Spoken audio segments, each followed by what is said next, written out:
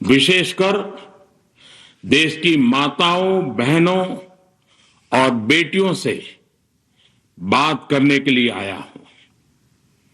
आज भारत का हर नागरिक देख रहा है कि कैसे भारत की नारी शक्ति की उड़ान को रोक दिया गया, उनके सपनों को बेरहमी से कुचल दिया गया। हमारे भरसक प्रयास के बावजूद हम सफल नहीं हो पाए। नारी शक्ति वंदन अधिनियम में संशोधन नहीं हो पाया और मैं इसके लिए सभी माताओं, बहनों, उनसे मैं क्षमा प्रार्थी हूं। साथियों, हमारे लिए देश हित सर्वोपरि है, लेकिन जब कुछ लोगों के लिए दल हित सब कुछ हो जाता है, दल हित देश हित से बड़ा हो जाता है, तो नारी शक्ति को, देश हित को इसका खामियाजा उठाना पड़ता है। इस बार भी यही हुआ है। कांग्रेस, डीएमके, टीएमसी और समाजवादी पार्टी जैसे दलों की स्वार्थी राजनीति का नुकसान देश की नारी शक्ति को उठाना पड़ा है। साथियों, कल देश की करोड़ों महिलाओं की नजर संसद पर थी। देश की नारी शक्ति देख रही थी। मुझे भी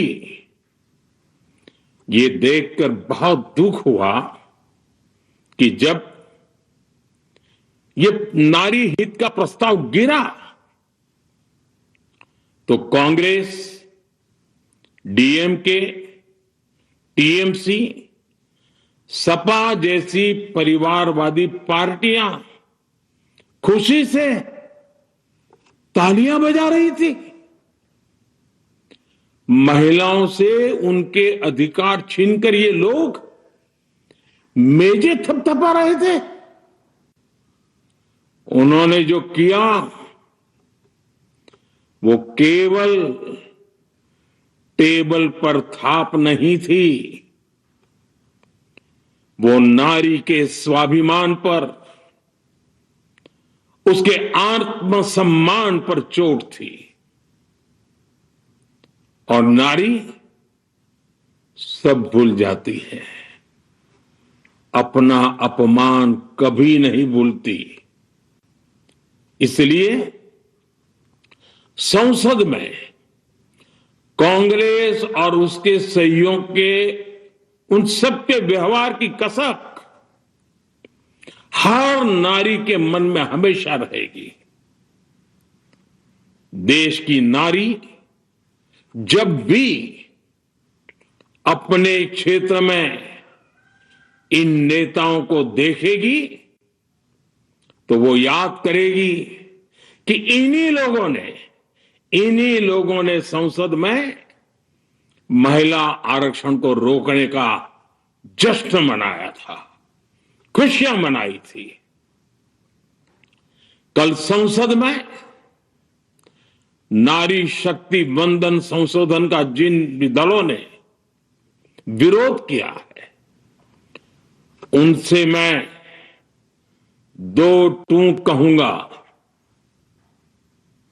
ये लोग नारी शक्ति को फॉर ग्रांटेड ले रहे हैं।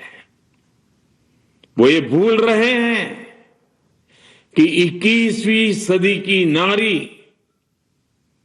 देश की हर घटना पर नजर रख रही है। वो उनकी मंशा भांप रही है और सच्चाई भी भली भांति जान चुकी है। इसलिए महिला आरक्षण विरोध करके जो पाप विपक्ष ने किया है, इसकी उन्हें सजा जरूर मिलेगी। इन दलों ने संविधान निर्माताओं की भावनाओं का भी अपमान किया है और जनता द्वारा इसकी सजा से भी वो बच नहीं पाएंगे। साथियों, सदन में नारी शक्ति वंदन संशोधन किसी से भी कुछ छीनने का नहीं था। नारी शक्ति वंदन संशोधन हर किसी को कुछ न कुछ देने का था, देने के लिए संशोधन का था। ये 40 साल से लटके हुए नारी के हक को 2029 के अगले लोकसभा चुनाव से उसका हक देने का संशोधन था। नारी शक्ति वंदन संशोधन 21वीं सदी के भारत की नारी को नए अवसर देने, नई उड़ान देने, उसके सामने से बाधाएं हटाने का महायज्ञ था। देश की 50% यानी आधी आबादी को उसका अधिकार देने का साफ नियत के साथ, ईमानदारी के साथ किया गया एक पवित्र प्रयास था। नारी को भारत की विकास यात्रा में सहयात्री बनाने और सबको जोड़ने का प्रयास था।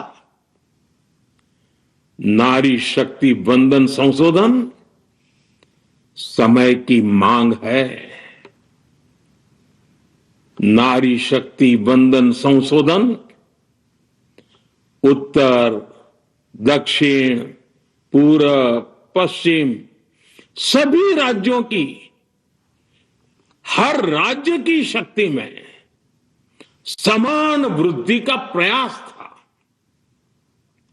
ये संसद में सभी राज्यों की आवाज को अधिक शक्ति देने का प्रयास था।